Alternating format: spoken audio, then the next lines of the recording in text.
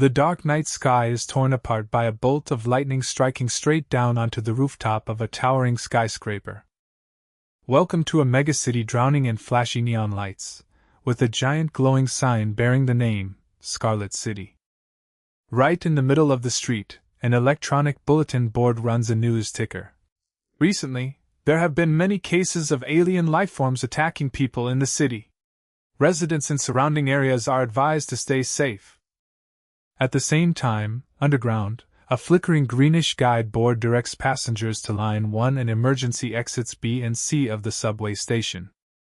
Inside the train car, the atmosphere can be summed up in 3 words: cramped, silent, and filled with the exhaustion of people who have worked themselves to the bone.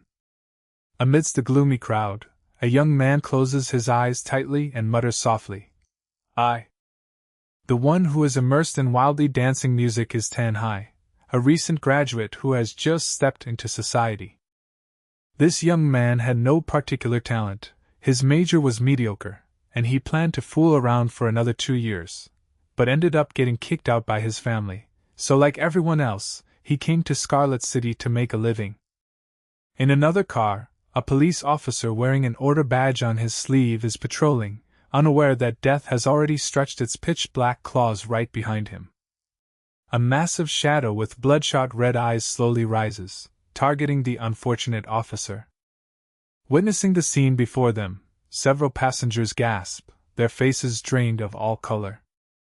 Immediately, the panicked crowd shoves and pushes, people falling over each other. Some scream, others cry out in pain, and the young man is thrown along with them. In this kind of environment, it's hard not to get irritated. Thanh yanks off his headphones and spins around to curse. "You wanna die? Watch where you're going." But what greets the young man's eyes is the corpse of the order officer lying in a pool of blood. The culprit is a bare-headed monster, frantically tearing everything apart, its mouth constantly growling. "Break! Break!" The faint-hearted cover their heads and wail. Some scream, "Alien life form!" while others panic, "Evil alien life form!" They are actually ancient demon beasts that take the form of spiritual energy within human bodies, called alien lifeforms. Now, after being indulged in evil and seizing a host's body, it begins to wreak havoc everywhere. Right. Smashing obstacles seems to send the monster into a complete frenzy. It swings its claws and roars, "Anyone who stands in my way must die," sending the crowd scattering in chaos. Some scream, "The alien life form is killing people," while Thanh exclaims in shock, "It doesn't look like the ones in the videos. This time I'm seeing the real thing." In the midst of the boiling chaos, the station's electronic board still coldly displays its message. "Train approaching platform, please mind the gap. Next stop." Ignoring the incoming train, the monster grabs a man by the neck and hurls him straight through the train's window. Watching the man fly away in utter misery sends the crowd into a panic stampede to save their own lives. The scene at the exit is one of crushing and trampling, accompanied by someone shouting, "Don't push, don't push!" and another cursing, "Damn it, he's coming! Move aside!" Poor Thanh gets sandwiched like a pancake in the human tide. He yelps as someone rams into him, followed by repeated screams. "Damn it, he's coming! Move aside!" The entire platform is filled with piercing screams. One person yells, "Run! There's a deranged alien life form inside!" Another sobs, "Help!" Someone else shrieks, "Run! Help!" Everyone flees, leaving behind scattered bags and broken phones, all stained with blood on the floor. Fresh out of school and already witnessing slaughter, Thanh breaks out in cold sweat, his mouth agape, only able to stammer. Standing tall amidst the fallen bodies, the monster still doesn't forget its passion, continually swinging its arms and shouting, "Break! Break! Break!" Its blazing red eyes glare wide, bearing fangs as it chants a slogan worthy of a demolition contractor. "Demolish, expand the land, level it, reclaim it." Seeing that, Thanh sweats bullets and mutters, "What rotten luck, ran into a demolition expert from the underworld." Then he assesses. This guy definitely got blinded by impulsive emotions and unluckily got possessed. Feeling that there's no reasoning with a demolition maniac, the young man quickly glances sideways and spots an emergency door. Time to find a chance to escape. Just as he's planning his getaway, Tan-Hai freezes when he sees an elderly woman and her granddaughter huddled together, trembling in the corner of the train. The little girl whimpers. "Grandma, I'm scared." The kind grandmother soothes. "It's okay, Grandma's here." A spark of heroism ignites. Tan-Hai bravely cups his hands and calls out. "Hey Grandma, I'll lure him away. Everyone, use the chance to escape." The old woman worries. "What about you, young man?" The young man clasps his hands like a martial arts master and replies confidently. "Don't worry about me, I was on my university's track team." Then mutters to himself. "Even though I never placed in anything." At the same time, a narration appears. A pair of eyes is watching this battle from the shadows, accompanied by an eerie laugh. "Finally, I've found you, that boy from back then." Back in reality, Tan-Hai hurls his headphones straight at the muscular monster's face and shouts in provocation. "I'm right here. Come and get me!" Having angered it, the track team without a medal student sprints away on all fours, leaving the furious monster chasing close behind. While running for his life, the young man doesn't forget to look back and throw in another taunt. "Over here, you idiot!" To his shock, the monster opens its mouth wide like a basin and lunges at lightning speed, making Tan-Hai's eyes bulge. "Huh!" Before he can react, he's already caught by the alien lifeform's enormous hand gripping his clothes. It roars. "Break!" While Tan-Hai can only lament. Too slow. Just then, the riot police have reached the outside of the train car. The old woman shouts. "Help! There are still people alive inside. Quickly report it." Unfortunately for Tan-Hai, the monster delivers a deadly punch to his back, sending blood spraying from his mouth as he lets out a pained cry. The heaven-shaking punch sends the young man's thin frame flying, crashing hard onto the shattered train floor. Lying sprawled in his own blood, Tan-Hai cries out in agony. However, the culprit with the bloodshot red eyes doesn't let up, snorting and growling in threat. As his consciousness fades, Tan-Hai half closes his eyes and thinks bitterly. "I miscalculated." The train doors have now been opened. The figures of the grandmother and granddaughter safely beside the police appear as a small comfort. He hazily wonders. Through the closing gap, Tan-Hai sees his hope of survival shrinking. He thinks bitterly. "Am I about to die?" Outside, the little girl points inside and sobs. "Big brother is still in there." Seeing that, an officer orders. "You, hurry up and rescue him." Others urge. "Quick, get them to safety." A figure in black authority steps forward, blocking his subordinates and firmly ordering.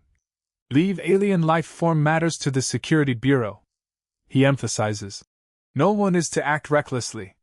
The riot officer immediately responds. "Understood."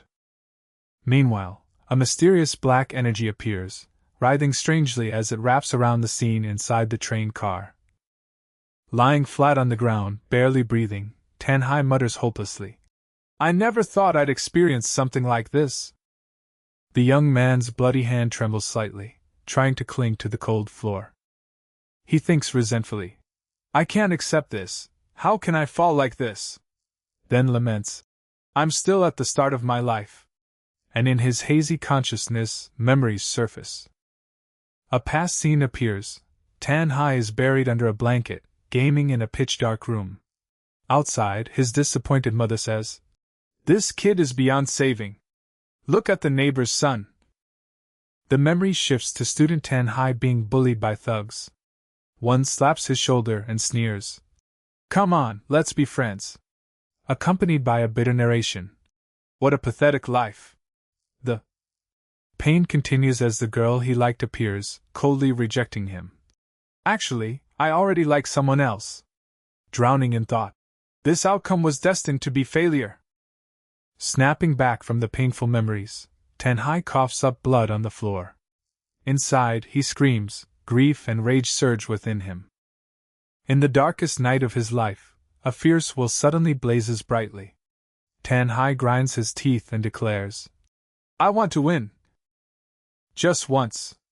At the same time, the bareheaded alien life form gathers power into its massive arm, preparing to deliver a devastating final blow. But then, a miracle occurs. Just as the prey is about to strike, a golden energy shoots in from behind, heralding a bloody battle ahead. With his face twisted to the limit, Tan-Hai roars as if using the last ounce of his strength, fighting to survive and win. As the words leave his mouth, a brilliant golden energy condenses into the form of a massive, spectral dragon hovering directly above his head. Immediately after, that enormous apparition plunges straight into Tan-Hai's body, transmitting a surge of powerful energy that jolts him like he's touched a live wire. From the void, a demonic face with a sinister smile appears and greets him warmly. "Ha, long time no see." Tan-Hai's eyes roll back, sweat pouring like rain. A pessimistic thought flashes through his mind. This is a hallucination. He bitterly convinces himself. It's the hallucination after death. But the mysterious voice immediately snaps at him, as black energy begins to envelop his body, forming armor. "That kind of worthless death, leave it to someone else. And this isn't a hallucination, idiot!"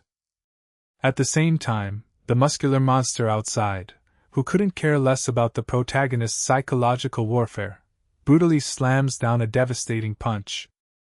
Surprisingly, Tan-Hai now rises in his badass armor and simply waves a hand to block the monster's heaven-shaking punch, leaving it utterly shocked. Standing tall with a half-human, half-demon form exuding overwhelming dominance, the voice inside his head continues, "What I've given you." The demonic face grins confidently and declares two short but weighty words. "Hope." The muscular bear monster is terrified by this oppressive aura, cold sweat beading on its chunky face.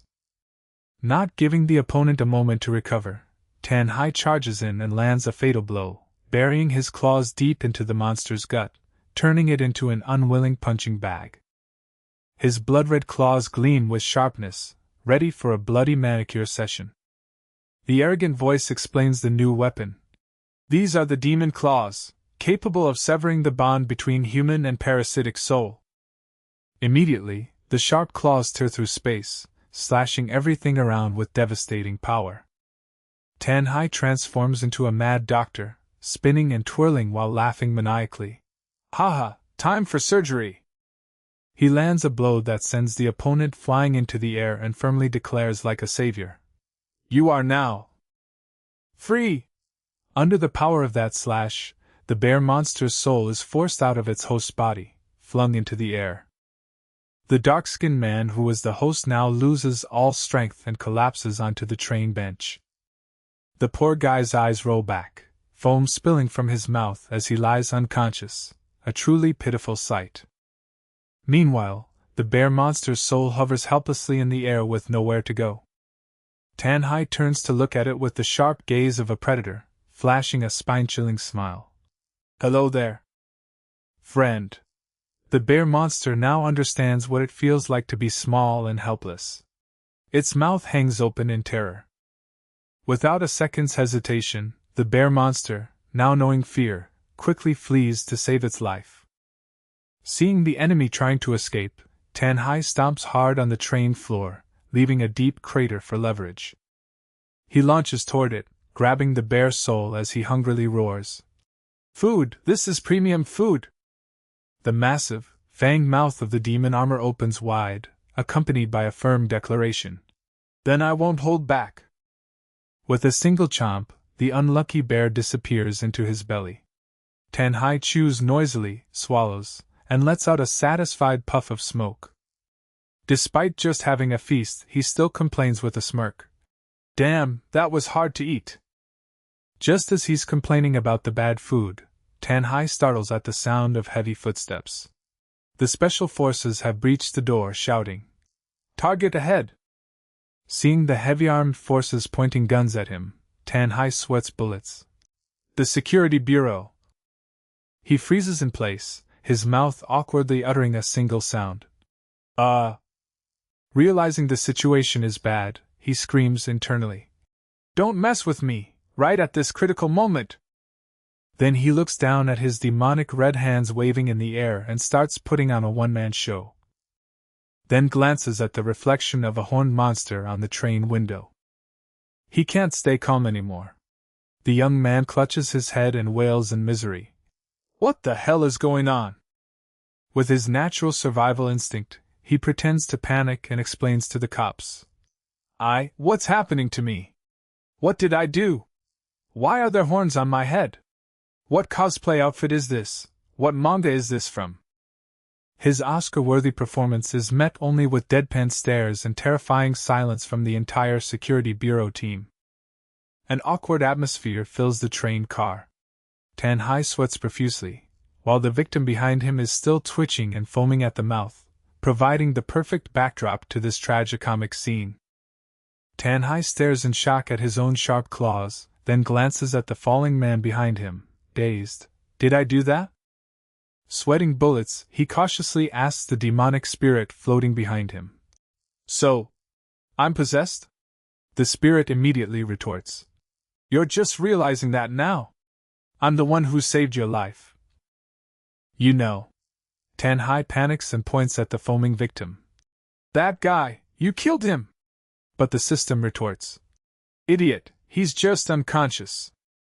Before he can breathe a sigh of relief, the Security Bureau team has already classified him as a dangerous entity. An officer coldly orders, Fire! Fire! A barrage of red lasers fires at Tan-Hai, but thanks to his newly upgraded agility, he dodges gracefully like a professional dancer. While swinging through the air to avoid gunfire, Tan-Hai panics and interrogates the beings sharing his body. You're controlling me. Who exactly are you? The demon spirit calmly explains but only reminds him to focus on the massive projectile incoming. Let's get out of here first, then we'll talk. Unlucky as he is, a tranquilizer dart grazes him, sticking into his flesh as Tan-Hai whines. Ow, I've been hit! While the smug voice taunts. Looks like we're not perfectly synchronized yet, huh? Tan-Hai winces, looking at the dart stuck in his but wiggles it, then grumbles. So itchy!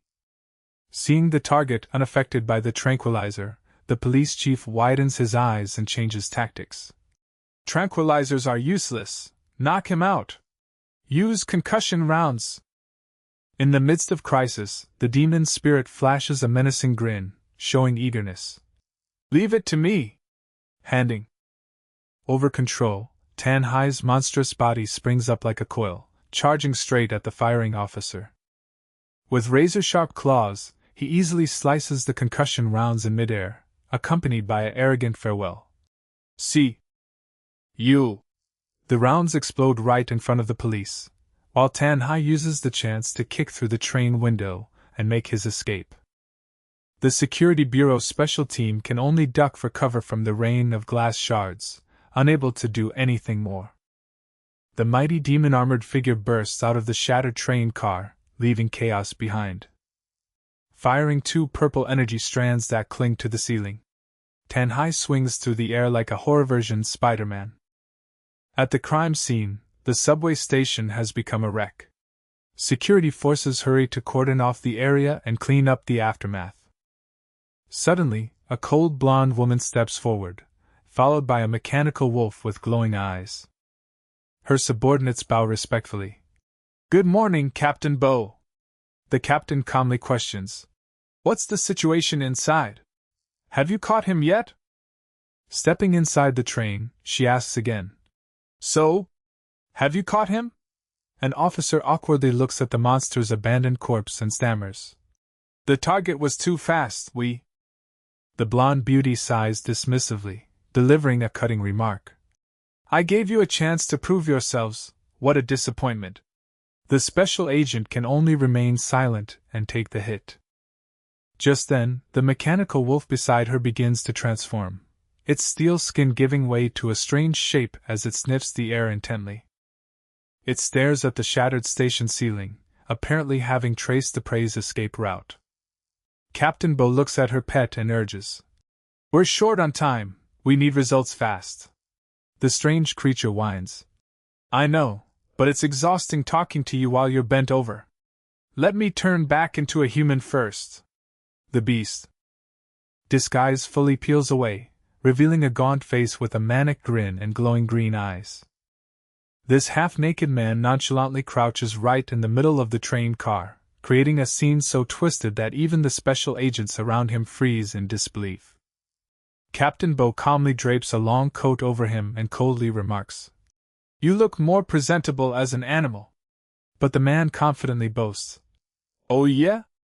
This form isn't just convenient for talking, it shows mutual respect. He glances at the scene analysis screen and makes a professional assessment. Based on the claw marks and impact force, he definitely got away. She asks about distance, and he confirms. A spirit that just entered a host will be unstable. He definitely hasn't gotten far. Captain Bo smiles in approval. Looks like I still need a Grand Mystic Master. Those Security Bureau wastes should just quit. The Mystic Master waves his hand. Forget it, I'm not omnipotent. There are plenty of things I'm clueless about. The half-naked man, now dressed, rambles dangerously. Every Mystic Master's personality and abilities are different. They're born different from ordinary people, so joining a specific organization is very inconvenient. He adjusts his pants cuffs, puts on his shoes, and acts mysterious. Wait a moment. Immediately, Captain Bo frowns and reminds him. Now's not the time to rest. He closes his eyes and ignores her, making a show of professionalism. Quiet. I'm sensing his energy. Even while focusing, he doesn't forget to haggle. Finder's fee is separate, you know. She replies coldly. Don't worry, you won't be shortchanged. With the payment settled, the Mystic Master closes his eyes again, entering a deep meditative state. Meanwhile, the armored monster named Tan Hai is still dancing wildly across rooftops at bullet speed. Inside his mind, Tan Hai complains. Using my body like this, just strutting down the street like it's no big deal isn't a good look. Then he asks curiously. Speaking of which, who exactly are you? Why did you help me? The demon spirit replies. My name is Ngao. You once saved me, don't you remember? Tan Hai blinks blankly, searching his limited memory. Saved you? When? Was that? Memories flood back as Ngao recounts bitterly. I once possessed a stray dog, and you helped me out. An image appears, Tan Hai holding a stone, chasing away thugs to protect a little dog. Stop it, what's fun about bullying small animals? The thugs are confused, while Ngao concludes the story sadly. Unfortunately, that last body didn't last. Tan Hai's eyes light up as he pieces it together. So you were that sausage dog? But the embarrassed demon immediately bursts his bubble. Not quite. Putting past grievances aside, the demon armor continues speeding through the air like a runaway machine. Gao's sharp eyes glance back, sensing someone watching. He snorts coldly. Immediately, dark demonic energy flares around the body, extending sharp tentacles behind to prepare a mental counterattack. Back in the train car, the Mystic Master suddenly breaks out in a cold sweat, eyes clenched, grimacing as if in gut-wrenching pain. In his mind, a massive demon head with blazing golden eyes suddenly appears, completely overwhelming and dominating his mental space. Overwhelmed by the terrifying aura, the fake expert can only let out a strangled gasp. Before he can recover, the demonic face extends a long tongue and licks threateningly. The mental shock is too much.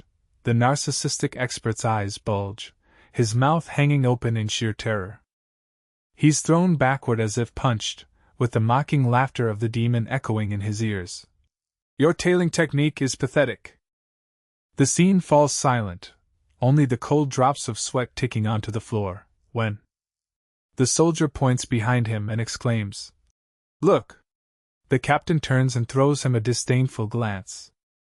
because the mystic master who had been boasting so loudly just moments ago is now slumped in his seat, eyes rolled back, foam spilling from his mouth just like the earlier victim, but still stubbornly mumbling. Found him. Seeing her capable subordinate suddenly incapacitated, the captain's expression shifts to one of shock. The expert twitches his head like a man, sweat pouring as if he just survived a near-death experience. Barely hanging on to consciousness, he whispers, "This thing is too powerful, we were lucky." Seeing that, the captain quickly orders her subordinates, "Call the medical team!" Unwilling to lose the prey, she roughly grabs the expert by his collar and yells, "Hey, hold on! Tell me the exact location!" He wheezes out, "Planning District 9. Mustering his last strength, he mutters, "District 9. Then his head lolls to the side, foaming at the mouth, officially out of the conversation. Helpless at this ridiculous situation, the captain closes her eyes and sighs, trying to suppress her disappointment. Quickly regaining her commanding composure, she swings her arm forward and shouts, "Phi Thursday!" Immediately, a muscular mutant surrounded by lightning kneels and responds, "Your subordinate is here." The red glowing eyes of the cyborg flash with cruelty. Receiving the order to pursue, he firmly replies, "Understood." A blinding blue lightning bolt suddenly strikes down from the sky, carrying enough power to tear through space itself. The blonde captain smirks confidently, thinking smugly, "When it comes to speed, no one can match Phi Thursday." At the same time, Tanhai's demon-armored figure is still leaping wildly at terrifying speed across the city's high-rise rooftops. Thanks to the demon's power, he becomes a true machine, gliding through the wind like a dark-version superhero. But the host isn't enjoying it one bit. Tanhai complains bitterly, "Hey, how long are you going to keep controlling my body?" The demon Ngao calmly replies, "Now I'm part of your body, like an arm or a leg, inseparable." Hearing that, Tanhai whines, "I meant, you keep bouncing between buildings like this, it's making me sick. Besides, I'm afraid of heights." "Okay?" Ngao lands and springs again, replying casually, "The ground isn't safe. Who knows what mystic master might be tailing us?" Unable to handle the airsickness, Tanhai shouts firmly, "I want to go down." The demon inside snaps at the stubborn brat. "Idiot, we're in mid-air. Don't cause trouble." Ignoring the warning, Tanhai struggles to regain control. The demon mask on his head immediately cracks and vanishes. Losing the armor's support mid-air, the young man screams in panic as his body begins to plummet. The consequence of grabbing the wheel mid-flight is a disastrous drop. He crashes through several billboards and lands in the most pathetic position possible. Flat on the cold ground, Tanhai clutches his head and groans, "That hurts, I'm dying." The demon's spirit sighs in exasperation. "You stubborn fool, if it weren't for my armor cushioning the impact, you'd be nothing but pulp." Ngao continues, "Now the armor's gone, it'll take time to recover. Get yourself together, you're on your own from here." Tanhai snaps back, "None of your business." He wearily stands up and walks off, but Ngao shouts, "Hey, aren't you going the wrong way?" Before he can get his bearings, his unsteady foot steps into a puddle in the alley. Not far away, a homeless man is being cornered by security forces. He trembles, clasping his hands. "Please, I haven't eaten in days." Just as Tanhai steps out of the alley, he freezes as a group of people rush toward him. He quickly hides behind a wall at the corner, sweating bullets, nervously watching their every move. Hearing the noise, two armored agents turn around warily to check the alley. They search every nook and cranny, weapons ready, advancing deeper into the dark, narrow alley for any sign. But all they see is an empty yard with a half-closed trash can, no sign of anyone. In a corner of the alley, Tanhai breathes a sigh of relief. "Phew, glad they're not here for me." Turns out, to avoid capture, the former track athlete had to swallow his pride and crawl into a stinking garbage bin. Seeing things calm down, Ngao asks, "Where to now?" Tanhai whispers his plan. First, I need to get to a hideout. From here, you'll see a clock tower. Walking down the street, Gao's voice sounds, analyzing seriously. You can't go back to your current place. The security bureau won't miss any detail. They'll even tear down your walls to investigate. Tanhai blurts out in shock. Huh! Making the demon wonder. What? You still have someone hidden? There? Tanhai's face suddenly crumples, tears welling up as he laments. No, if I'd known, I would have deleted all those files on my hard drive. First. Faced with this infinite stupidity, the demon can only comment. At a life-or-death moment like this, you're still worried about those things? You humans are interesting. Leaving behind the regretful hard drive, Tanhai trudges along, unaware that from the rooftop above, a massive shadow is silently watching him. Before he can react, the agent codenamed Phi Thursday descends with a heavy landing, murderous intent radiating from behind. He immediately unleashes purple lightning bolts, shattering water pipes and forcing Tanhai to somersault and dodge with extreme difficulty. A devastating kick grazes past, sending debris flying. Tanhai can only duck and cover his head. Cold sweat pours down. Tanhai grits his teeth, bitterly realizing his enemy this time is terrifyingly fast. Phi Thursday blocks the escape route and firmly orders, "Stand still and don't move!" While the demon Gao taunts gleefully. Haha, can't escape now. The agent bluntly declares, "You're under arrest, come with me." For questioning. As he speaks, the cyborg launches upward and stomps down hard, creating a shockwave that forces Tanhai to keep jumping backward. With blazing red eyes full of killing intent, Phi Thursday extends his mechanical hand and offers terms. Either voluntarily surrender the parasitic spirit inside you, and I'll return your freedom. It's best if you cooperate. Tanhai lowers his head silently. The demon inside stokes the fire. I know you'll never accept that. Your only option is to take this guy down. But to everyone's shock, Tanhai lifts his head with an extremely sincere expression and declares, "Fine, I'll cooperate." Even the elite agent is stunned. What? Phi Thursday smugly orders condescendingly. Good. Hands on your head, face me, kneel down. Tanhai clasps his hands obediently. I told you, I'll cooperate. Making the demon Gao rage internally. You heartless, senseless fool! But just as the opponent lets his guard down, Tanhai flashes a sinister smile, swings his arm forward, and shouts a feint. Appear, you parasitic monster inside me! The confident sucker punch is easily blocked by Phi Thursday right before his face. The agent sneers contemptuously behind his mask, thinking, pathetic trick. In complete contrast to the agent's disappointment, the demon Gao laughs excitedly. Ha! I knew you weren't the type to surrender easily. But right now, our strength is limited. I can only give you this weapon.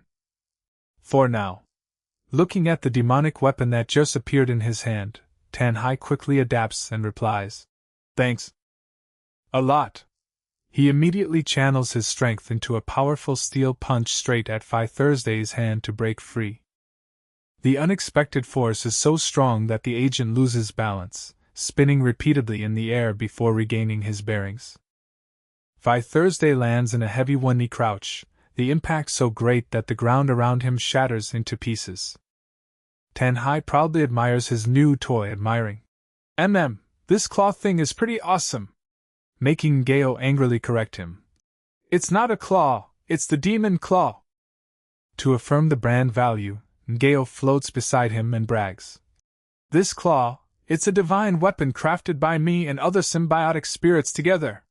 Seeing the prey daring to resist, Phi Thursday angrily assumes a stance and declares, Attacking a security bureau officer constitutes a serious offense.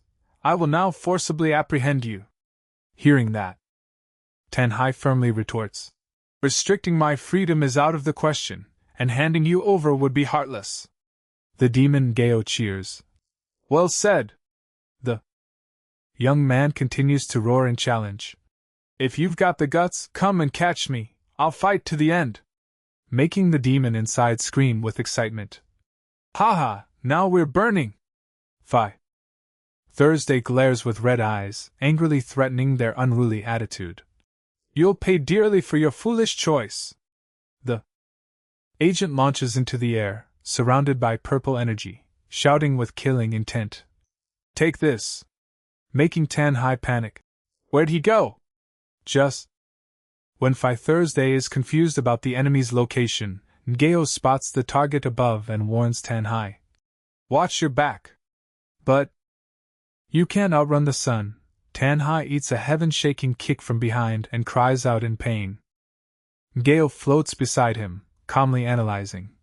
He's fast. You need to be more aggressive. Try attacking his lower 3 gates. Tan-Hai whines. I barely have time to react.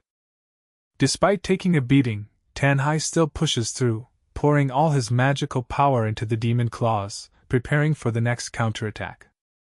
Phi Thursday charges again, unleashing a thunderous kick meant to end things quickly, but this time, Tan-Hai manages to block with both hands.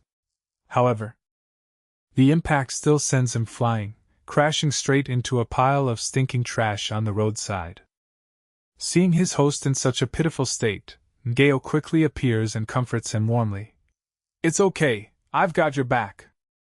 Tan-Hai crawls out, spitting out garbage, and curses in frustration. Shut up, all your schemes are dirty. But if that were a normal person, that last hit would have broken bones.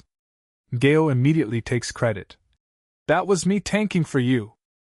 Before he can catch his breath, the demon's spirit shouts in alarm. He's coming again! From above, Phi Thursday drops with his iron heel, aiming to crush the stubborn young man into the cold ground. With the quick reflexes of a former track athlete, Tan-Hai decisively dodges the thunderous stomp by a hair's breadth. Immediately, he spins and unleashes a slash, tearing through the air to strike directly at the agent's face. Hit by the unexpected blow, Phi Thursday grits his teeth and curses. You damn brat! You! Tan-Hai is now truly enraged. He glares and charges, roaring in fury. I haven't fought in a long time, don't push me to the edge! And so the two clash fiercely, exchanging blows that spark with tension in the dark alley. Tan-Hai pours all his strength into a flaming punch aimed straight at the enemy's face, deciding to play a life-or-death gamble to end the fight. The agent raises his hand to block, letting out a pained cry. Phi Thursday is forced back several steps, his feet scraping the ground, leaving a long trail of dust in his struggle. The agent touches the torn part of his mask with his metal hand, groaning in pain. From the large crack in his chest armor, eerie black smoke begins to leak out continuously. Tan-Hai is no better off. He stands panting and asks, Phew, still okay? Ngao boasts triumphantly. Hee. Nothing in this world can match the sharpness of my claws. Infuriated by the taunt, Phi Thursday roars in madness. Aya! You've made me lose it! I'll tear you apart! Leaving Tan-Hai bewildered. What the hell's wrong with him? Watching the opponent erupt with abnormal energy, Ngao laughs gleefully. Haha, I smell a parasitic spirit inside him. So this guy is also an alien life form. Phi Thursday freezes in shock. What? Question mark. The demon inside continues analyzing mockingly. Looks like the Security Bureau's useless bunch can't stand on their own with that scrap metal, so they had to call in outside help. Ngao explains further to the young man. A parasitic spirit wants to use its host to achieve liberation and fulfill its goals. But your last attack accidentally cut off the fragile balance between the host and the parasite inside him. Tan-Hai's eyes widen in surprise. You mean I just severed the relationship between host and parasite, separated them? Ngao nods and explains. Yes, the first stage, when both are perfectly compatible, is called union. At that moment, Phi Thursday stands amidst the black smoke, screaming in pain. All this misery, patience, and fury, they will all be unleashed right here. While Ngao assesses. However, that connection hasn't been completely severed yet. The black smoke dissipates, revealing a massive, shaggy gray wolf glaring threateningly. Hand over the parasitic spirit inside you, or I'll tear you apart. Seeing the horrifying sight before him, Tanhai sweats bullets in panic. His mad state looks exactly like that monster I encountered on the subway. Ngao sighs and explains. This is called full beastification. This fool was so eager to win that he let the parasite take full control of his body. The massive beast doesn't bother with words. It charges like a black wind straight at Tanhai. It swings a devastating claw, creating an energy wave that sends Tanhai flying, making him cry out in pain. Sent flying helplessly through the air, the young man desperately calls out, Demon, give me a foothold to land safely. After a brutal impact with the ground, Tanhai lands in the dark alley amid a cloud of dust. Before he can recover, Ngao's voice suddenly shouts a warning. Next attack, dodge left now! The wolf monster keeps whipping black chains, trying to crush the target, forcing Tanhai to leap frantically to avoid the deadly blows. Seeing the situation too dire, the demon Ngao also starts trembling. Hey kid, at this rate of insane attacks, even I won't last long. 1. Chain whip grazes past him, nearly bisecting the young man. The force knocks him down, forcing him to grip the ground for support. Refusing to give in, Tanhai's eyes flash with determination. He grinds his teeth and shouts. Fine, then we go hard. Against him. The demon claws in his hands immediately burst into blazing, powerful dark red magic. The young man roars in fury, then charges forward with all his might, risking everything. Next, his face lights up with blazing golden eyes full of fighting spirit. He roars courageously to overwhelm his opponent. Take this! The slash tears through the air, creating a brilliant crescent light that sends the massive body flying backward. The wolf monster crashes out of the alley, slamming into the front of a truck in the brightly lit street, leaving onlookers frozen in shock. Tanhai stands in the alley, wiping his sweat and sighing in relief. Phew! The demon Ngao chuckles and praises his partner. Haha, not bad, we're getting more and more synchronized. Tanhai knows how to play along, smirking proudly and returning the compliment. Can't argue with that. The scene outside is total chaos. The truck's front is caved in, windshield shattered by the alien lifeform's sudden descent. Tanhai peeks out from the dark corner, observing the spectacular battlefield he's helped create. Having just gained the upper hand, Tanhai is bewildered when his opponent suddenly vanishes. What, disappeared? He looks up at the gloomy sky between the buildings, only catching a glimpse of a massive shadow leaping freely across the high-rise rooftops. Sensing something's wrong, Tanhai immediately focuses, ready for a sneak attack from above. Suddenly, the wolf monster appears right in front of him, accompanied by Ngao's urgent warning. In front of you! The young man reacts like lightning, swinging the demon claws in a sharp arc, roaring. I can sense you!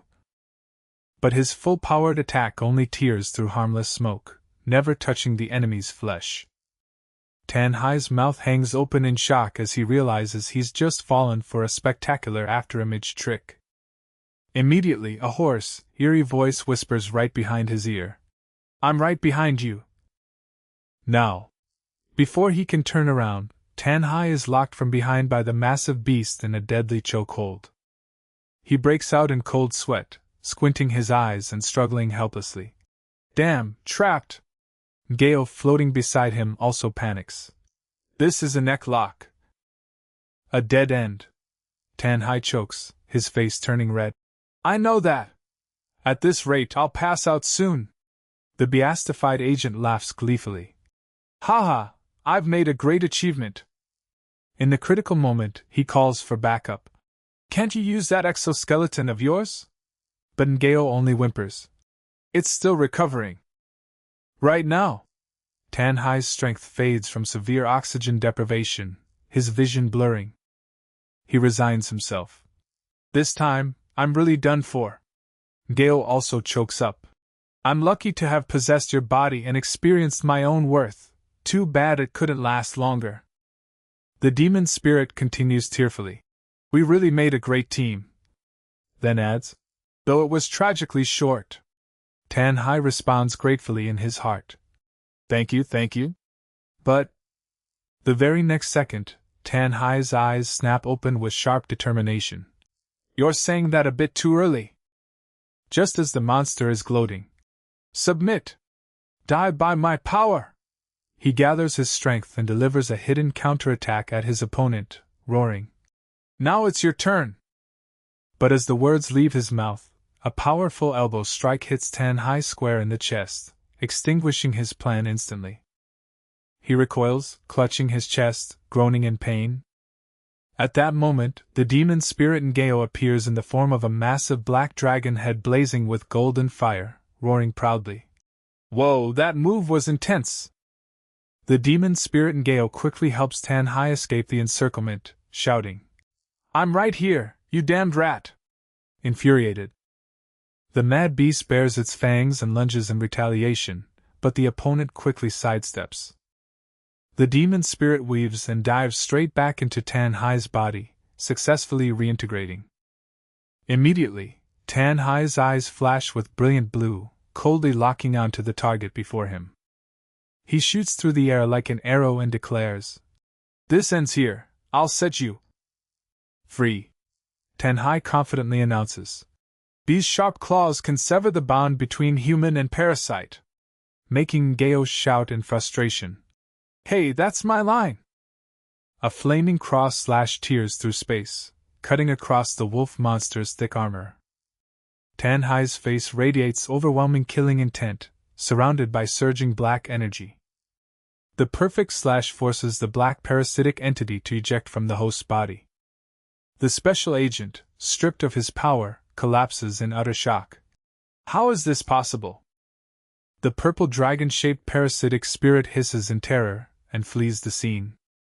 Its bloodshot eyes glare back at the one who ruined its plans. The purple energy flies up into the air at wind-tearing speed, zipping past Tan Hai. Seeing the enemy escape, Ngao sighs and wipes his sweat. That was reckless, but at least we survived. Tan Hai asks. Demon, aren't you going to eat it? Or not? Ngao just glares back in frustrated silence. The young man shrugs and turns away. Fine, forget it. Then he doesn't forget to taunt his partner. Haha, you just couldn't catch up. Ngao makes excuses. I just prefer human food. Just then, slow footsteps approach, echoing in the silent alley. Seeing this, the agent sitting on the ground sneers. Mission failed. Huh! Immediately, another soldier points a massive cannon at him, voice threatening. I was about to ask you the same. Sensing trouble, the agent panics. Damn, contact Captain Bo immediately! The armed soldier calmly repeats. Captain Bo? The agent asks in confusion.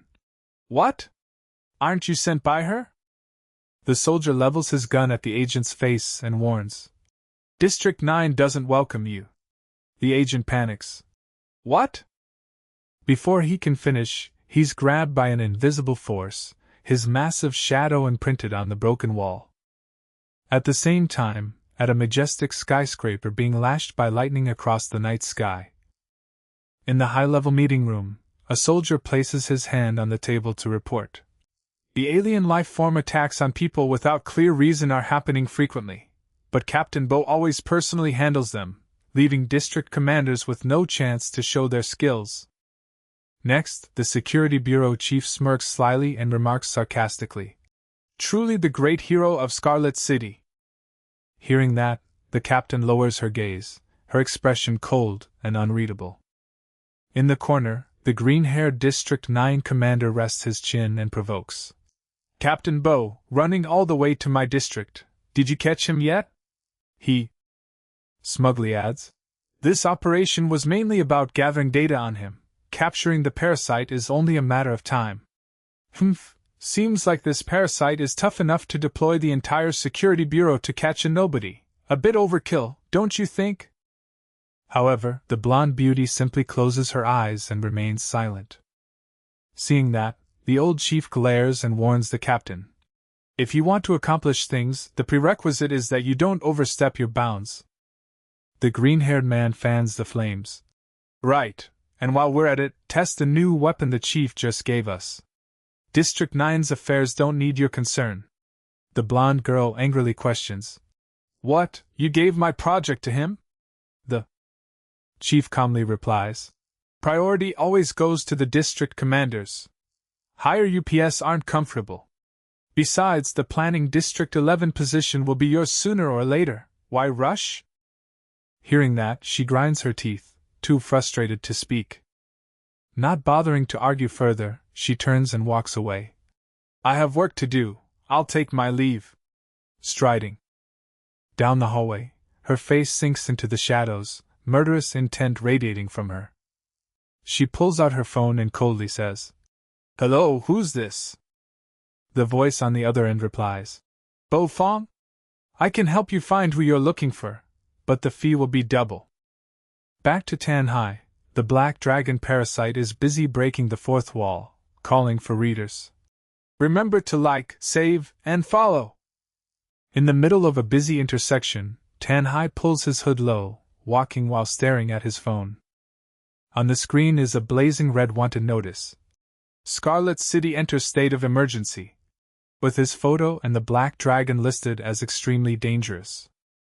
The young man uses his finger to scroll through the details of his own wanted notice. The file clearly shows. Host, Tan Hai 20, blood type O, identity, alien life form status, active possession, District 9. The black dragon spirit floats beside him and jokes. You're famous now. Too bad you're not free. Tan Hai scowls back. Thanks to you for that. Suddenly, a notification from a weird app appears. Wild Rooster Forest Community, 10+ new messages. Tan Hai's eyes blink, showing curiosity mixed with surprise. He taps to open the app. The screen shows a chaotic forum with various complaints. Mr. Ding, my computer keeps turning on by itself.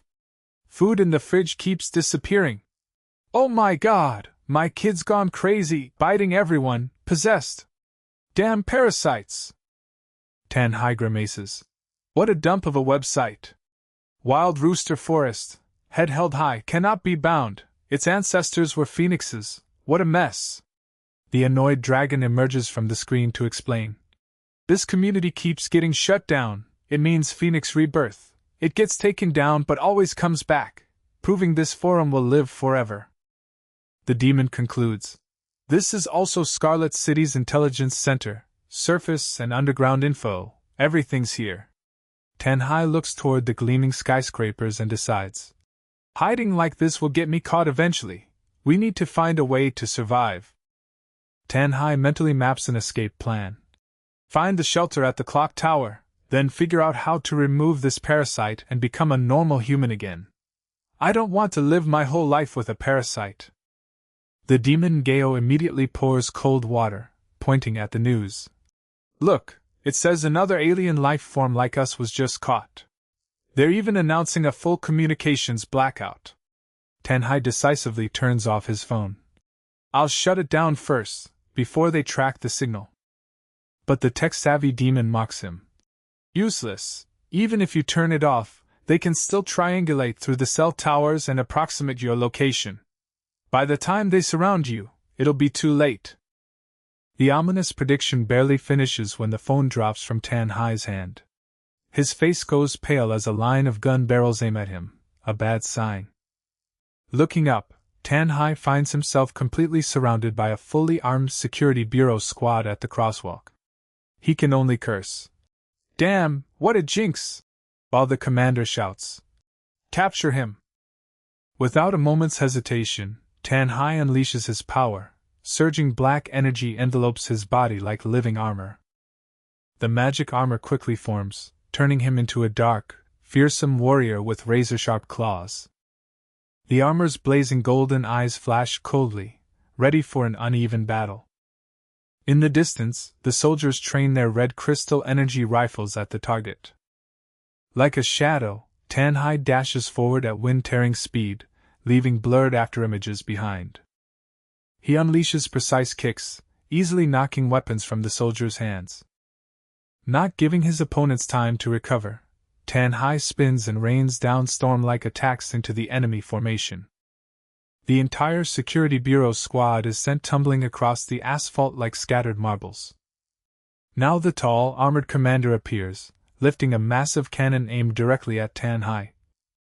The weapon in his hand gathers blue energy and fires a blazing, powerful shockwave.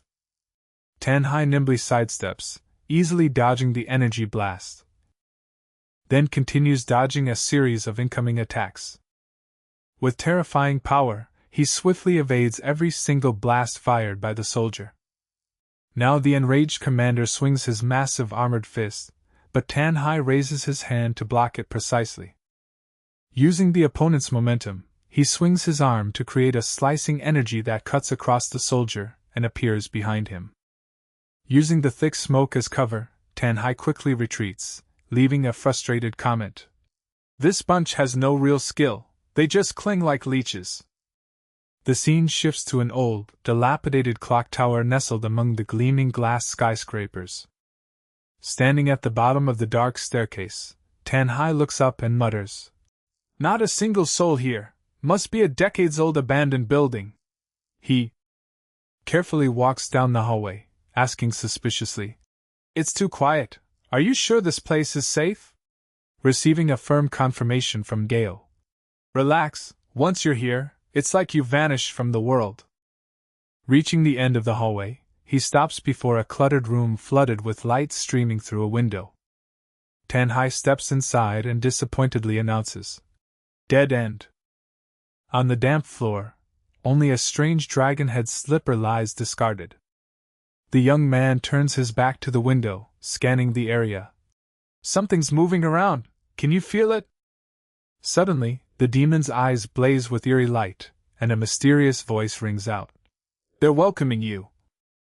"Now." Tan-Hai blinks in confusion. "What?" Before he understands, fragments of golden characters surround him. At the same time, Ngao orders, "Read these words out loud."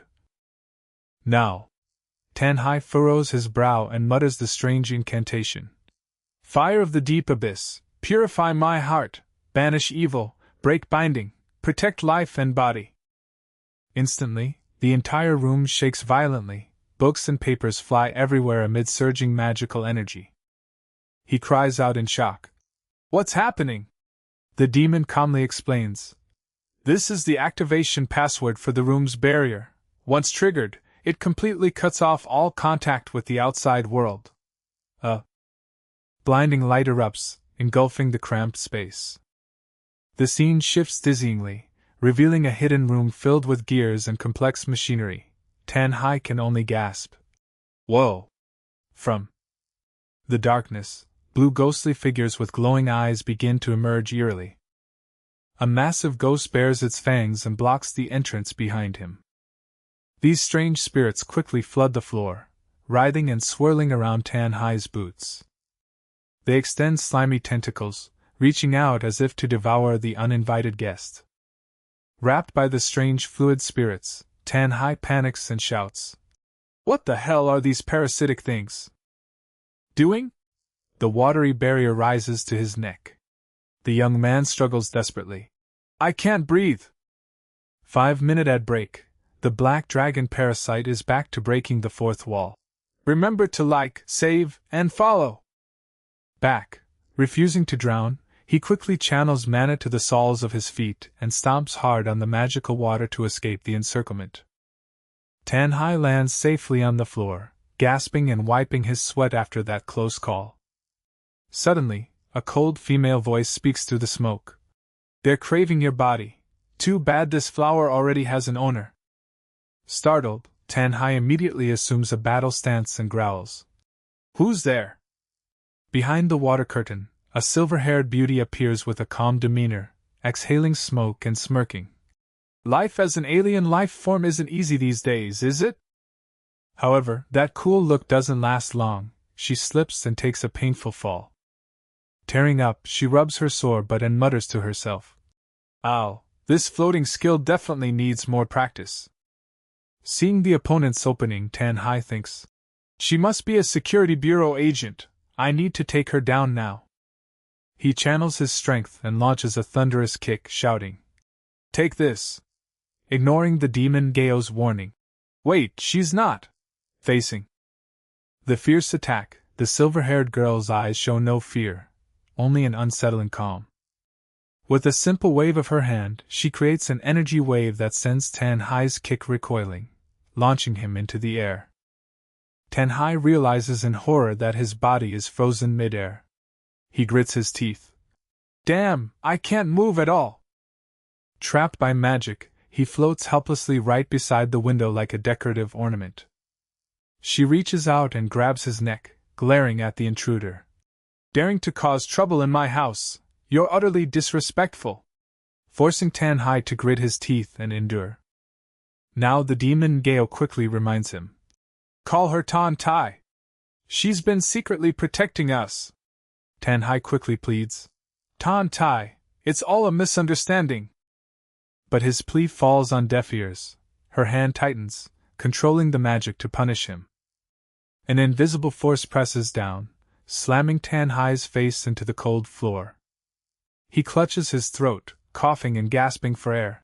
Cough, almost choked to death. Thanh Ty puts her hands on her hips and lectures. You've got some nerve showing your face here. Thought you were so tough out there?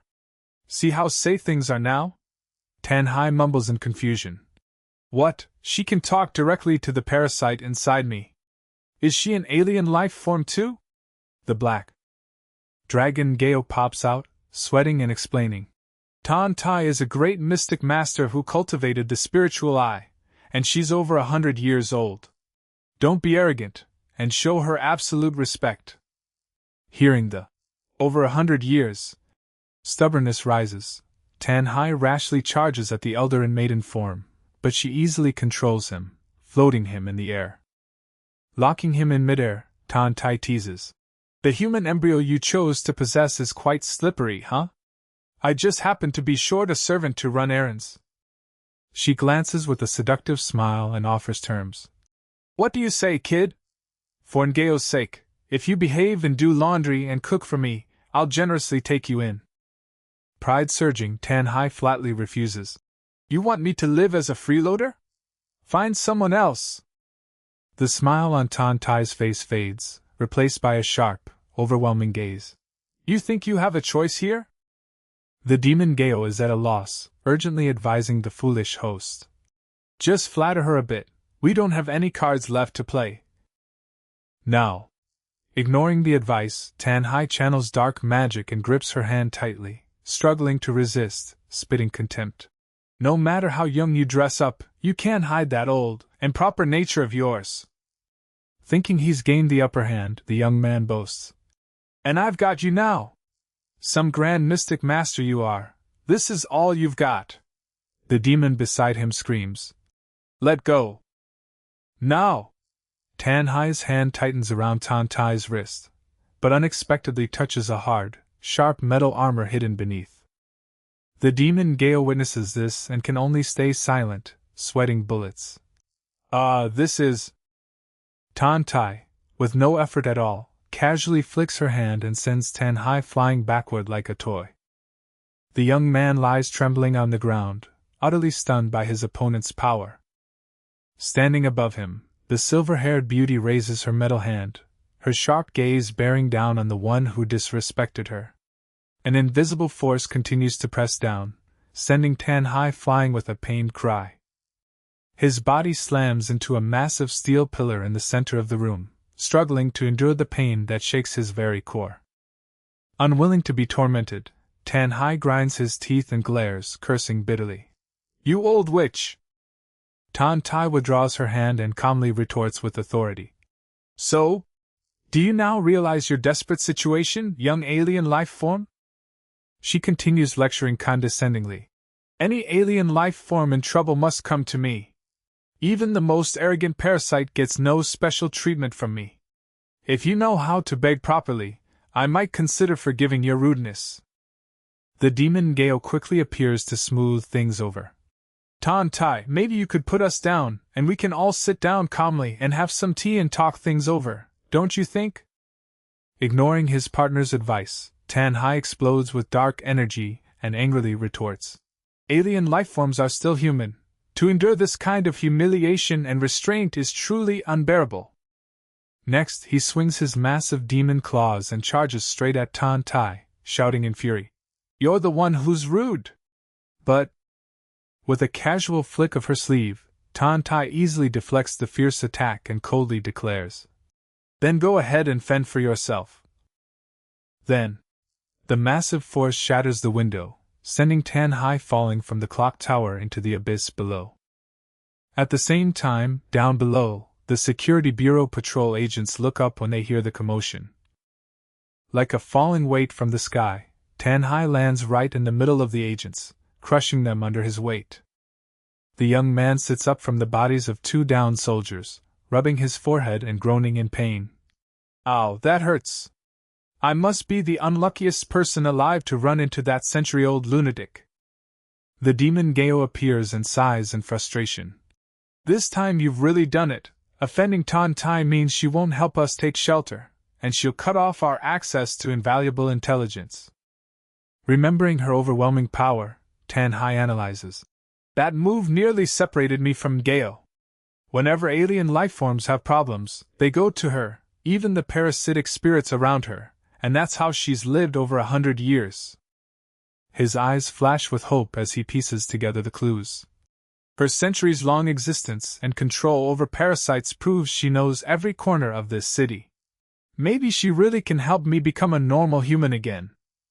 As he runs from the scene, the demon Ngao mutters. Ty's usually much nicer. Ty retorts. She must be in a bad mood today. Do you know what she likes best? The demon Ngao asks curiously. Why do you want to know? Ty grits his teeth with determination. Because I need to earn her trust. In the heat of the moment, the demon pops out again to break the fourth wall. Don't forget to like, save, and follow us, everyone!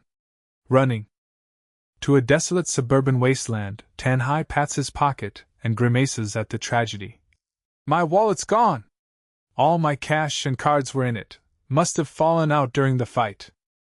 Opening his palm, the young man dejectedly looks at his meager possessions, just a few dull coins. Sighing, he picks up his phone and tries to make a desperate call. But the emotionless operator voice coldly responds. Hello, your identity in this city is currently restricted. Calls cannot be connected. Please resolve your authorization status immediately. He curses bitterly. With no other choice, Ty turns to the demon's super memory. Quick, memorize these numbers. We'll need them later. Receiving a firm nod from Ngao. Under the neon lights of the lavish city, the Security Bureau is still hunting relentlessly, even arresting innocent people wearing hoodies on suspicion. In the quiet night, a cloaked figure walks silently, preparing the next steps to survive amid the enemy's encirclement. Holding his phone, Ty mutters bitterly. They'll definitely trace this to find me. This smartphone's been with me for years, hate to throw it away. Now. He sighs deeply, standing at the riverbank, then decisively throws it with a pained farewell. Goodbye, old friend. The phone arcs beautifully through the air before sinking into the cold, dark river under the night sky. It sinks deep into the water, bubbling a few times like a complaint against its cruel owner. A school of curious fish swims around the strange object sinking into the ocean darkness. Suddenly, the phone screen lights up in the middle of the fish school, showing an incoming call from someone named Hi Sa. That faint light immediately catches the attention of an old merman with a strange beard swimming past. The merman quickly swims over, reaching out his slimy claws to grab the phone and examine it curiously. The scene shifts to a flashy maid cafe. Thank you, please come again. A middle-aged man steps out with a satisfied, lecherous look. That was amazing. Inside, a pink-haired maid with a cute wink teases. Hi, master, did you wait long? The girl shakes the mixing shaker in her hand, introducing playfully. As you can see, This is a drink infused with magical power. I'll activate the magic now. Deep. In character, she suddenly pauses, blinking in confusion. What's the next line again? The fat customer laughs and teases. Oops, the magic's not working.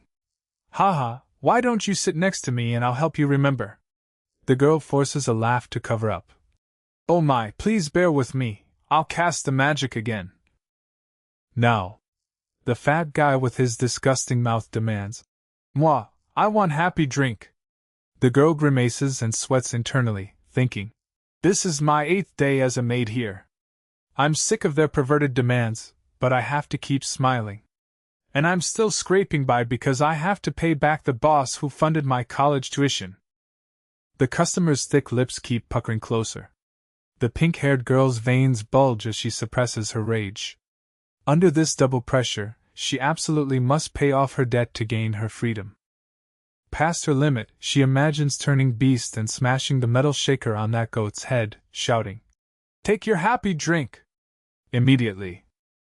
A violent, bespectacled man rushes over, yelling aggressively in front of his friends and the other staff. He points and shouts, "What kind of attitude is that? You're driving us crazy!" Forcing 2 other maids to bow and apologize. "We're so sorry, sir, it's our fault. We'll assign you a better server." "Please!" The pink-haired girl stomps out to the back alley, kicking a stone and muttering, "What a bunch of scumbags!" Fuming, her phone suddenly rings loudly. Answering it, the manager's snarling face fills the screen, shouting, "Hi, Sa! What the hell are you doing?" She lowers the phone while the voice on the other end continues screaming. "This is the 2nd time. We can't afford to offend Mr. Tien today. Find a way to cheer him up, or I'll sell you to the planning district for the dirtiest, hardest labor. Do you hear me?"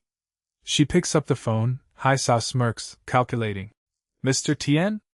Seems like a fat payday." Then changes her tone. "Loud and clear, I'm on my way." Her eyes suddenly flash with eerie, dangerous purple magic. Adjusting her maid outfit, she glides back into the dimly lit VIP room. Throwing herself straight into the fat Tien's lap. She sways and coos. "I was so rude earlier, now I'll make you some pink happy drink to cool you down." He gleefully squeezes her waist. "Forget the happy drink, stay and play with me. Let's just forget about what happened." His coarse hand begins groping up her thigh. Haisa pretends to push him away playfully. "Oh, where are your hands going?" Leaning close, she exhales spiral magical smoke and whispers, "My magic all melts away because of your enthusiasm, sir." The fat man is entranced. "Is this inhaling?" His eyes dilate, drool running down his face as he praises dreamily. "Such an alluring scent. Can you really use magic?" The fake smile disappears. Haisa's eyes turn sharp as she commands like a queen. "After you clock out, follow me." And the hypnotized man obediently submits. All right. Night falls. A building with a giant heart-shaped sign stands quietly amidst Scarlet City's sea of crime. Haisa sits on the fat man, her voice eerie. "Your body's pretty light, huh?" While the man is still delirious. "Miss Haisa, I've actually been watching you for a long time." As he speaks, a massive demon shadow appears before him. Haisa reveals her terrifying side, hissing, "Pervert, I'm not Haisa!" Immediately, the man snaps out of the hallucination, screaming in sheer terror. Without giving him time to react, she coldly delivers a fatal blow straight to the goat's face. His massive body crashes headfirst to the ground, knocked unconscious instantly. With golden eyes, she stands over him with a fox spirit shadow beside her, watching the defeated foe sprawled on the floor. She steps forward and calmly empties his wallet, grimacing. "What the hell? This is pathetic." Pulling out his ID card, she curses. "Tien Hu Vai, Security Bureau Intelligence? So Mr. Tien is just a fake-out for sex?" She sighs in disappointment. "Thought I'd hit the jackpot." She casually swipes his phone to see if there's anything useful. The screen shows a red want to notice with a 120,000 crimson coin reward from Captain Bo. Hai Sa squints curiously. This guy looks familiar. Memories flood back, she gasps. Tan Hai, isn't that the guy from the class next door in college? Wow, 120,000 is no small sum. Shifting to a cold night street, Tan Hai, looking ragged, stops at a public phone booth. He picks up the receiver and sighs. Then stares at the phone. Called everyone I know, couldn't borrow a single coin, just met a bunch of fair-weather friends. Opening his palm, he sadly looks at his last shimmering coins.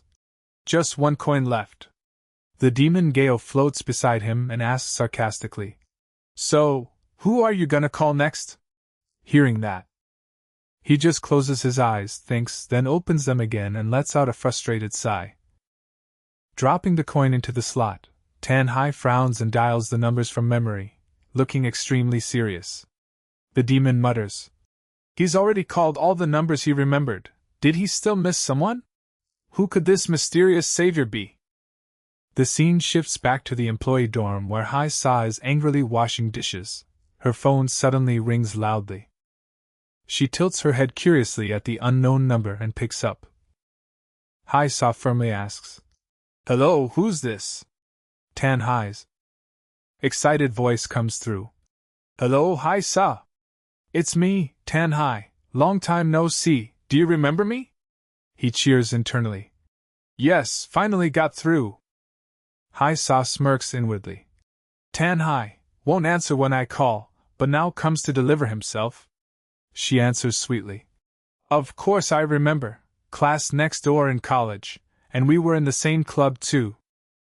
An image of the tall young man on the track field flashes through her mind. She asks casually. Hey, you're really tall, why is my screen showing an unknown number? Did you change your number? Tan Hai awkwardly replies. No, I threw my phone in the river. Hai Sa grows even more pleased. So he's desperate. My fishing plan can still proceed smoothly. She continues the innocent schoolgirl act. I remember you were the club president, you were the one who enthusiastically recruited me. She schemes internally. This connection could be useful, definitely exploitable. While he's complaining about his troubles, the noisy demon Ngao keeps babbling. Tan Hai spins around and yells. Shut your mouth! Hai Sa on the other end startles. Huh? What's wrong? Tan Hai quickly covers. Oh, nothing. I'm using a public phone, limited time, so let's keep it brief. He lowers his voice seriously. You probably know my situation by now. My current position is extremely dangerous. I really need your help. Hai Sa's eyes flash with ambition. Good, a golden opportunity. She maintains a sweet, understanding tone. For old time's sake, if you're in trouble, just say it. Tan Hai hesitates. I lost my wallet, threw away my phone. He swallows his pride and asks. Are you in Scarlet City? Could you lend me some money? I'm really in a tight spot. He honestly adds. And I accidentally offended a big shot. To regain her trust, I'll need every resource I can control. Right now, I need cash to take the next step. In my plan? Hai Sa ponders. So that's it, but I need to sort out my own mess first. Her cunning eyes look toward the skyscrapers. I can meet him now, then contact that Bo Fong for an advance payment. Filled with resolve, she thinks. All right, I'll take this deal. Once my debts are paid, I'll be free.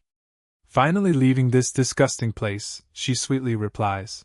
I'm also working in Scarlet City. She generously offers terms. Don't rush, I have some cash on hand I can lend you temporarily. Before she finishes, Tan Hai cuts in excitedly. Great, once I settle things, I'll pay you back double. Hai Sa wonders. But you're a wanted fugitive now, how can I get the money to you? Tan Hai carefully outlines the exchange plan. Don't worry, I won't let you get involved. Just package the money and leave it somewhere, I'll pick it up. The demon beside him mutters suspiciously. Something feels off about this. Haisa sets the drop-off point. Alright then, around 7 a.m. tomorrow, I'll leave the package at North Harbor in District 9. It's pretty secluded, safe. Tanhai quickly adds. One more thing. But the call suddenly cuts off. She frowns at the phone. Why'd it hang up? As for Tanhai, he's tearing his hair out at the public phone booth. Damn it, I ran out of time. Meanwhile, at Haisa's balcony, she rests her arms, gazing at the glittering city and muttering the unfinished sentence. One more thing, be careful, hope you don't get caught by the security bureau. We're both acting for our own goals, whether we escape or not depends on ourselves. Back to Tanhai walking down the steps, the demon Ngao asks curiously. Just remembered, don't you have parents? Why not try asking them for help? Tanhai remembers a harsh childhood. I've always been used to being alone, always felt insecure. Whatever I did, my parents would reflexively dismiss and mock me. He sighs deeply. So even if I suffer outside, I'd never say a word to them. His eyes glistening, he admits sadly. Going to them for help would only make me feel more guilty. I really don't want to bring them trouble. At all. After confessing, Tanhai yawns widely from lack of sleep. Glancing at the homeless men warming themselves by a fire under the bridge, he scratches his head. First time sleeping under a bridge with these guys, definitely gonna take some getting used to. Before he can close his eyes, he's tied up and hoisted into the air. The homeless men wave triumphantly. Good morning, buddy! Hanging in the air, Tanhai frowns. What the hell are you doing? The orange hat guy chuckles. Hee hee, sorry, buddy. We tied you up while you were sleeping last night, gotta make a living somehow. Realizing he's been betrayed by fellow sufferers, Tanhai grinds his teeth in anger. You bunch of despicable scumbags! The orange hat guy calmly replies with survival logic. Don't blame us, everyone's gotta survive. The security bureau's on their way to get you. Tanhai's eyes suddenly flash with golden magic. He smirks arrogantly. You think this rotten rope can hold me? With a powerful flex, surging black energy tears the ropes into pieces, freeing Tanhai instantly. The homeless men gasp in disbelief as their prey lands with authority. What the hell? The demon Ngao cheers in his black armored form. Haha, a morning stretch ensures a full day of energy. Seeing their payday slipping away, the bald man grabs a wooden plank and rallies his comrades. Don't let him escape! Everyone, charge! A skinny guy swings an iron bar at the armored monster with reckless desperation. The wooden plank slams against Tanhai's steel-hard shoulder, sparks fly, but not even a scratch remains. Under the invincible enhanced armor, the crude weapon shatters into countless pieces. The skinny guy stares in disbelief, but the others still blindly swing their weapons. Tanhai lazily spins, creating a red-purple energy ribbon that sends the pathetic bunch flying. Seeing his comrades fail, a fat guy with a giant self-made stone hammer steps forward, shouting, Out of my way, let me handle this! Not bothering with the blob of fat, Tanhai transforms into a black shadow, casually swinging his demon claws in a decisive slash. With a single slice, the massive stone in the fat man's hands is severed in half, crashing to the ground in pieces. Witnessing the absolute power gap, the orange hat guy kneels in fear. Please don't kill me, I surrender, I'm sorry, 1,000 apologies. Tanhai coldly points his claw at his face and asks casually, Know the way to North Harbor? The trembling man points and confesses. Just cross this bridge and head south, it's not far from the Monument Park. Leaving a curt compliment, the young man springs into the air, leaving the homeless man sobbing with his now-soaked pants. The wind from Tanhai's jump accidentally blows up a girl's skirt on the bridge. She screams, You creep! The noisy movement exposes his location. Someone on the bridge points and shouts, Look! It's that wanted alien life form! While Tanhai speeds away with wind-tearing speed.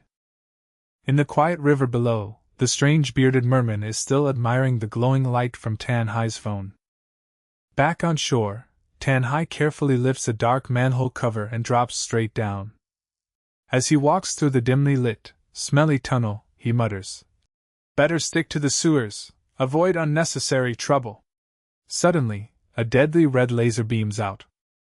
A red laser from a drone's gun suddenly shines ahead, but he quickly ducks into a corner. Tanhai asks, "What's that?" The demon identifies, "A security bureau drone." Ngao analyzes the enemy's pursuit. "Never seen this toy before, new model?" "They're searching harder and harder, even the sewers. This means they know the escape routes of marked alien lifeforms well." Tanhai turns and heads up the stairs to escape the underground. Gao's voice explains, "Going this way, returning to human form is safer, and it reduces energy consumption after releasing."